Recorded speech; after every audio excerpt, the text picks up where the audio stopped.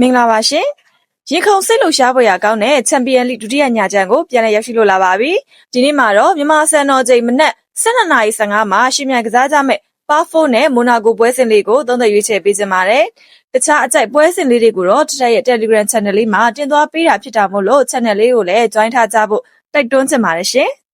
Cyprus Champion Pafos က Champion League အသင်းငယ်ဆိုပေမဲ့၄ပွဲကစားပြီးချိန်မှာဘိုင်ယန်နဲ့တပွဲသာရှုံးပွဲရှိခဲ့ပါသေးတယ်။ခန်းစစ်မာကျော်တဲ့အသင်းဖြစ်ပြီးတော့၄ပွဲကစားပြီးတဲ့ချိန်မှာ၃ပွဲကပေးကိုမရှိခဲ့ပါဘူး။ပရိသတ်အားပေးပုံကျမ်းနဲ့ဂရိမြေမာတောင်မှာ Olympiacos ကိုပထမပိုင်း26မိနစ်ထဲကတယောက်အထုတ်ခံခဲ့ရပြီးတော့ဇီးဇီးတရေခန့်ကန်နိုင်ခဲ့တယ်။ကာရန်နဲ့ပွဲမှာလည်းပွဲအစ4မိနစ်ထဲက Pafos ဘက်ကတယောက်အထုတ်ခံရပြီးတော့ဇီးဇီးတရေကန်နိုင်ခဲ့တယ်။ Villarreal လိုတိုက်စစ်ကောင်းတဲ့အသင်းကိုတောင်မှ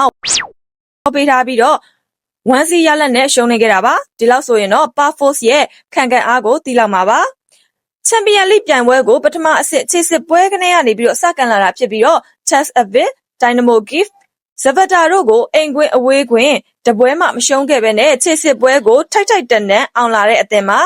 မိုနာကိုကပြင်သစ်လီဂူပွဲမှာ3ပွဲဆက်ရှုံးနေထားပြီးတော့ချိန်ညံ့နေပါတယ်တန်တယ်ပဲရစ်ကိုတောင်မှအိမ်ကွင်းမှာရှုံးနေခဲ့တာဖြစ်ပြီးတော့ Lens နဲ့ Rennes ကိုလည်း4-1ရလဒ်တွေနဲ့ရှုံးနေထားတာပါချန်ပီယံလိမှာလည်းဘိုတိုကလစ်နဲ့တပွဲသာအနိုင်ရရှိထားပြီးတော့2ပွဲတရေတပွဲရှုံးနေထားပါတယ်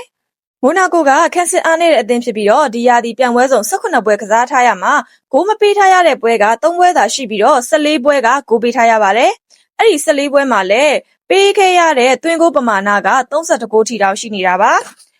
တပွဲကိုပြန်မြ2ဂိုးနှုန်းပေးနေရတဲ့သဘောပါပဲအခုပွဲကိုမိုနာကိုကတလုံး10နိုင်အကျော်ပေးထားပြီးတော့ဂိုးပေါင်းဈေးကတော့3လုံး30နိုင်ပါမိုနာကိုရဲ့မနက်ခင်းဈေးကတော့တလုံး30ကနေပြီးတော့ပြား20တက်လာတဲ့သဘောပါ